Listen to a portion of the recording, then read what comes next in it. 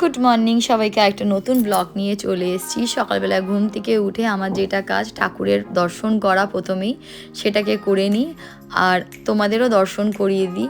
এদিকে আশাদি বাসন ধুয়ে দিয়েছে ঠাকুরের, সেইগুলোকে এখনও উবুর করা হয়নি, করে নেবো। আর এখানে একটা অরেঞ্জ জবা ফুটেছে, এই একটা করেই জবা ফোটে।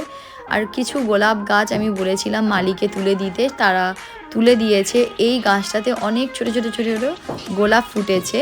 তারপরে আমি স্নান করে চলে এসেছিলাম ঠাকুর ঘরের দিকে। ঠাকুরের সমস্ত যেটুখানি আমার কাজ থাকে আমি করে নিয়েছি। গোপালদেরকে সকালবেলা স্নান করিয়ে মালা পরিয়ে খেতে দিয়ে দিয়েছি এখানে। আর তারপরে আমি যাব হচ্ছে রান্নাঘরের দিকে, যেহেতু আমি শ্যাম্পু করেছি, গামছাটাও খুলতে পারিনি। আমি রান্নাঘরের দিকে যাব বলতে মামুনকে কি কাটতে হবে, কি রান্না হবে তার জন্যে। তো এদিকে দেখছি মামুন রান্না করবে কি, ও নাচ করছে, ও গান শুনছে আর নাচ করছে। তো যাই হোক, আমাকে দেখে একটু হেসে ফেললো। তো আমার ঘরে এসব চলে, কাজকর্মর মধ্যে ওরা ইয়ার্কি ঠাট্টা সব কিছুই চলে আমার সাথে। তো আমি এটা বলি যে সব কাজ করতে করতে হেসে কাজ করো, আনন্দ করে কাজ করো।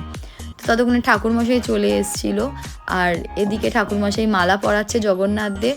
আর আমিও ততক্ষণে গামছাটা খুলে নিয়েছিলাম আর চুলটাকে একটু শুকিয়ে নিয়েছি হালকা করে, কেন এমনি ঠান্ডা ওয়েদার, ঠান্ডা লেগে যাচ্ছে, আমার মাইগ্রেনের প্রবলেম আছে। আর শ্যাম্পু না করলে হয় না, 2-3 দিন পর পর শ্যাম্পু না করলে একটা কেমন লাগে। তাই শ্যাম্পুটা করে চুলটাকে তাড়াতাড়ি করে শুকিয়ে নিলাম। এবার চুল ছেড়ে থাকতে একদম পারি না, তো এই যতক্ষণ না শুকাবে ততক্ষণ চুল ছেড়েই থাকতে হবে। আর এই গোলাপগুলো দেখো সত্যিই খুব সুন্দর, খুব ভালো কালার লাগছে।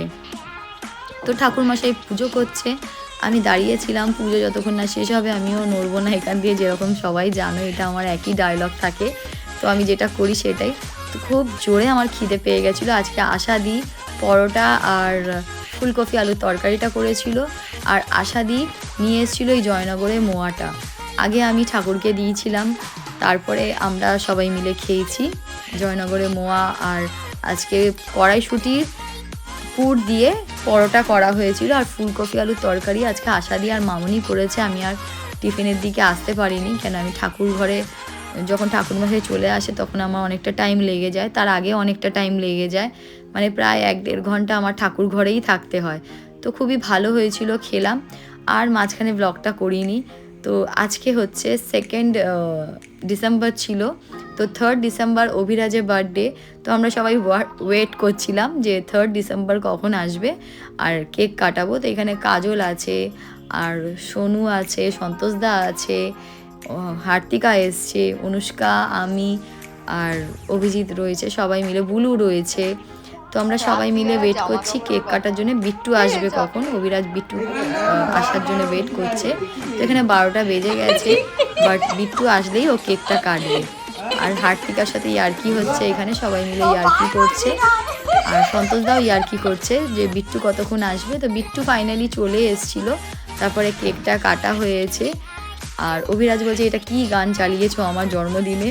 তো যাই হোক, ওর জন্মদিনটা এরমভাবেই চললো, আমরা স্পেশালভাবে কিছু করতে পারিনি। নেক্সট ইয়ার করবো নিশ্চয়ই, কিছু স্পেশাল ভেবে নেবো। তো এইবারে তো হয়নি, তার আগের বারও হয়নি, শ্বশুরমশাই মারা গেছিলেন বলে।